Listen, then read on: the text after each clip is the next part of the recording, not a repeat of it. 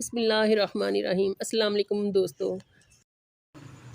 اسلام آباد سے پورے 2.5 گھنٹے بعد انہیں ابوظہبی ایئرپورٹ پر اترنا تھا۔ وہاں کچھ دیر کا قیام تھا اور پھر استنبول۔ ابوظہبی اترنے سے قبل کھڑکی کے پار زمین کا گولائی میں کٹاؤ دکھائی دینے لگا۔ زمین کا وہ پورا اتنا حسین تھا کہ اس کی بیزاری اور نیند سب بھاگ گئی اور وہ محو سی ٹک وہ منظر دیکھنے لگی۔ ابوظہبی ایئرپورٹ پر انہوں نے ٹرمینل 3 پر لینڈ کیا تھا۔ استنبول کی فلائٹ انہیں ٹرمینل 1 سے پکڑنی تھی مگر پہلے گھر فون کرنا تھا۔ وہ دونوں آگے پیچھے تیز تیز چلتی کالنگ کارڈ خریدنے گئیں۔ 5 یوروز کا اتصالات کارڈ خرید کر وہ دونوں فون بوتھ کی طرف بھاگ گئیں۔ قطار میں فون بوتھ لگے ہوئے تھے۔ حیا نے ایک ایک کر کے پہلے تینوں پر کارڈ لگانے کی کوشش کی مگر کارڈ تھا کہ ڈلنے کا نام ہی نہ لے۔ اسی ایئرپورٹ پر فون بوتھ استعمال کرنے کا یہ پہلا تجربہ تھا۔ کچھ سمجھ نہیں آ رہا تھا کہ کیا کریں۔ حیا، اس بندے کو دیکھو، جیسے یہ کارڈ ڈال رہا ہے ویسے ہی تم ڈالنے کی کوشش کرو۔ ڈی جے نے اسے کوہنی ماری تو حیا نے پلٹ کر اسے دیکھا۔ چوتھے بوتھ پر ایک شخص ان کی طرف پشت کیے اپنا کارڈ ڈال رہا تھا۔ حیا کو کارڈ دکھائی نہیں دے رہا تھا کہ وہ کون سا طریقہ استعمال کر رہا ہے، وہ ڈی جے کا ہاتھ تھامے اس کے سر پر جا پہنچی۔ وہ ریسیور کان سے لگائے نمبر ملا رہا تھا۔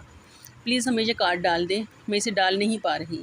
حیا نے کارڈ اس کی طرف بڑھایا تو وہ چونک کر پلٹا۔ وہ سیاہ رنگت، گھنگریالے بالوں اور اونچے قد کا نسلاً حبشی تھا۔ اس نے ایک ہاتھ سے کارڈ لیتے ہوئے ان دونوں لڑکیوں پر نگاہ ڈالی۔ ایک سیاہ لمبے بالوں اور خوبصورت بڑی بڑی آنکھوں والی لڑکی جو جیکٹ کی جیبوں میں ہاتھ ڈالے کھڑی تھی۔ دوسری بڑے چشمے اور ڈھیلی پونی والی لڑکی جس نے سویٹر تہہ کر کے اپنے بازو پر ڈال رکھا تھا۔ دونوں منتظر سی اسے دیکھ رہی تھیں۔ اچھا، میں ذرا بات کر لوں پھر۔ اسے شاید کان سے لگے ریسیور میں کوئی آواز سنائی دی تھی، تبھی اس نے رخ موڑ لیا تھا۔ وہ دونوں اسی طرح کھڑی اسے دیکھتی رہیں۔ ان سے وہ انگریزی میں مخاطب ہوا تھا مگر اب فون پر وہ عربی میں بات کر رہا تھا۔ ڈی جے تو بور ہو کر ادھر ادھر دیکھنے لگی مگر شریعہ اینڈ لا کے 5 سالوں میں حیا کو عربی اچھی طرح بولنی آ گئی تھی۔ انٹرنیشنل اسلامک یونیورسٹی میں اپنے LLB کے پہلے سال ان کو عربی ہی سکھائی جاتی تھی اور ان کی کلاسز میں الجیرین اور مصری اساتذہ انہیں عربی میں ہی لیکچرز دیا کرتے تھے۔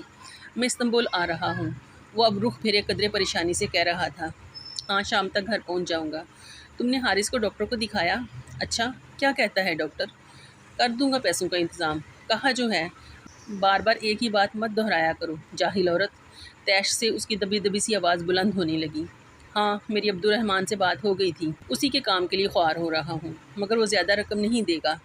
ایک جگہ اور بھی بات کی ہے میں نے۔ اس نے رک کر کچھ سنا اور پھر مزید جھنجھلاہٹ سے بولا، اچھا فون رکھ رہا ہوں، مرحبا۔ اس نے کھٹاک سے فون رکھا اور اس کی طرف پلٹا۔ Sorry girls. بمشکل چہرے پر بشاشت لاتے ہوئے وہ ان کا کارڈ پکڑ کر لگانے لگا۔ پہلی ہی کوشش کامیاب ہو گئی۔ وہ شاید کارڈ کو الٹا لگا رہی تھی۔ لیجئے، سیاہ فام نے ریسیور ان کی طرف بڑھایا، پھر ان سے ہٹ کر دور چلا گیا۔ 1 منٹ کی کال کریں گے۔ حیا نے نمبر ملاتے ہوئے ڈی جے کو تنبیہ کی۔ سلیمان صاحب نے پہلی ہی گھنٹی پر فون اٹھا لیا۔ وہ چپ ہوئی کہ نہیں؟ توبہ، کتنا روتی ہے وہ۔ جی ابا۔ وہ چپ ہو گئی اور پھر جلدی جلدی اسے اپنی خیریت بتا کر فون بند کر دیا۔ ڈی جے نے بھی وہ مشکل 1 ہی منٹ گھر میں بات کی ہوگی۔ بعد میں بقیہ رقم دیکھی تو وہ مشکل 1 یورو استعمال ہوا تھا۔ باقی 4 یورو کا بیلنس ابھی تک موجود تھا۔ دونوں اپنی عجلت اور کنجوسی پر خوب پچھتائیں کہ اب ابوظہبی سے نکل کر تو یہ کارڈ کسی کام نہیں آئے گا۔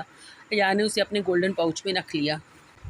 اب انہیں اپنا سامان لینا تھا۔ وہاں بہت سے ٹائرز چل رہے تھے اور ہر ٹائر پر بیگز اور سوٹ کیس قطار میں رکھے ہوئے چلے آ رہے تھے۔ انہیں قطعاً علم نہیں تھا کہ اپنے بیگز کو کہاں تلاش کریں۔ وہ دونوں بدحواسی سے ایک ٹائر سے دوسرے ٹائر کی طرف بھاگنے لگتیں۔ ڈی جے کا تھوڑی دیر میں سانس پھول گیا۔ کبھی حیا کو ایک جگہ اپنے سوٹ کیس کا گمان گزرتا تو وہ ڈی جے کا ہاتھ کھینچ کر ادھر بھاگتی مگر قریب سے دیکھنے پر وہ کسی اور کا بیگ نکلتا تو کبھی ڈی جے اپنے برے تھیلے کو پہچان کر چلاتے ہوئے ایک طرف دوڑتی مگر اس پر کسی اور کا نام درج ہوتا۔ حیا بتاؤ، اب بیگز کہاں ڈھونڈیں؟ ڈی جے نے پریشانی سے اسے دیکھا۔ اس کا سانس دھونکنے کی طرح چل رہا تھا۔ حیا نے بمشکل تھوک نکلی اور چہرے پر آتے بالوں کو کان کے پیچھے اڑستے ہوئے بولی، اب سچ بولنے کا وقت آ گیا ہے۔ ڈی جے، مجھے سچ میں سمجھ نہیں آ رہی، میں آج زندگی میں پہلی دفعہ جہاز میں بیٹھ رہی ہوں۔ ڈی جے نے چند لمحے اس کا چہرہ دیکھا، پھر ہتھیلی اس کے سامنے پھیلائی۔ ہاتھ مارو، میں بھی آج پہلی دفعہ جہاز میں بیٹھی ہوں۔ حیا نے زور سے اس کے ہاتھ پر ہاتھ مارا اور دونوں ہنس پڑیں۔ کافی دیر بعد ان کو ٹائرز کی لسٹ نظر آئی جس پر ہر فلائٹ کے مخصوص ٹائرز کا نمبر درج تھا۔ فہرست دیکھ کر 2 منٹ میں ہی وہ اپنا مطلوبہ ٹائر ڈھونڈنے میں کامیاب ہو گئیں۔ سامان لے کر حیا اتنا تھک چکی تھی کہ جب ڈی جے نے اسے ایک جگہ چمکتے ہوئے فرش پر بیٹھنے کو کہا تو وہ اپنا سارا نخرہ، سارا غرور بالائے طاق رکھ کر ادھر ہی زمین پر بیٹھ گئی۔ اپنے بیگز کے ساتھ اب وہ دونوں مزے سے فرش پر بیٹھی ہر آتے جاتے کو دیکھ رہی تھیں اور ارد گرد مہذب نفیس لوگ حیرت سے انہیں دیکھ رہے تھے۔ ٹرمینل 1 پر جو پرواز ان کو ملی اس میں بھی عثمان شبیر ان کے ساتھ ہی تھے۔ اپنی داستان حیات فراموش کر کے وہ اب ان کی طرف متوجہ ہوئے اور ان کا انٹرویو کرنے لگے۔ کون ہو، کہاں سے آئی ہو، کیوں آئی ہو، ترکی میں کدھر جانا ہے، کیوں جانا ہے؟ سبانجی یونیورسٹی، انہوں نے اتنی بلند آواز میں کہا کہ اگلی نشست پر بیٹھی ترک خاتون نے گردن موڑ کر قدرے اونچا ہو کر ان کو دیکھا۔ سبانجی، اس سے آگے خاتون نے قدرے ستائش سے چند الفاظ ترک زبان میں کہے جو حیا کو سمجھ نہ آئے۔ جواباً عثمان شبیر نے اپنی بھاری بھرکم آواز میں کچھ کہا تو وہ خاتون قدرے گڑبڑا کر واپس رخ پھیر کر بیٹھ گئیں۔ آپ نے ان کو کیا کہا ہے؟ حیا نے کڑی نگاہوں سے انہیں گھورا۔ کچھ نہیں، تم بتاؤ، یہ پاکستان میں والدین اتنے آزاد خیال کب سے ہو گئے کہ جوان بچیوں کو اکیلے ترکی بھیج دیں؟ اکیلے نہیں ہیں ہمارا پورا گروپ ہے۔ ہم 2 اسٹوڈنٹس ہیں اور باقی فیکلٹی ممبران ہیں جو 2 روز قبل روانہ ہو چکے ہیں۔ انہوں نے جیسے سنا ہی نہیں۔ خیر، اب اکیلی جا رہی ہو تو اپنا خیال رکھنا۔ اور پھر ان کا واز شروع ہو گیا۔ نماز پڑھا کرو، قرآن پاک پڑھا کرو، پردہ کیا کرو، سچ بولا کرو، اللہ سے ڈرو۔ غرض ہر وہ بات جو اپنے بیٹے کی تربیت کے وقت انہیں بھول گئی تھی اب اچانک یاد آ گئی۔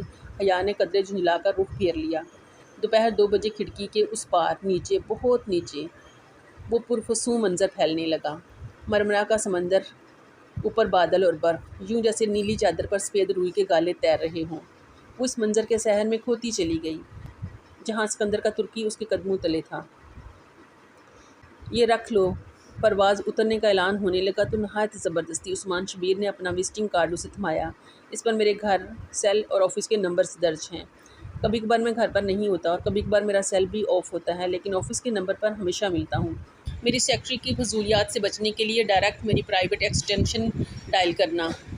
وہ ہے 14، یعنی 14، کیونکہ میری اور پاکستان کی تاریخ پیدائش 14 اگست ہے۔ رکھ لو، ضرورت پڑ سکتی ہے۔ عثمان شبیر سے بمشکل جان چھوٹ رہی تھی۔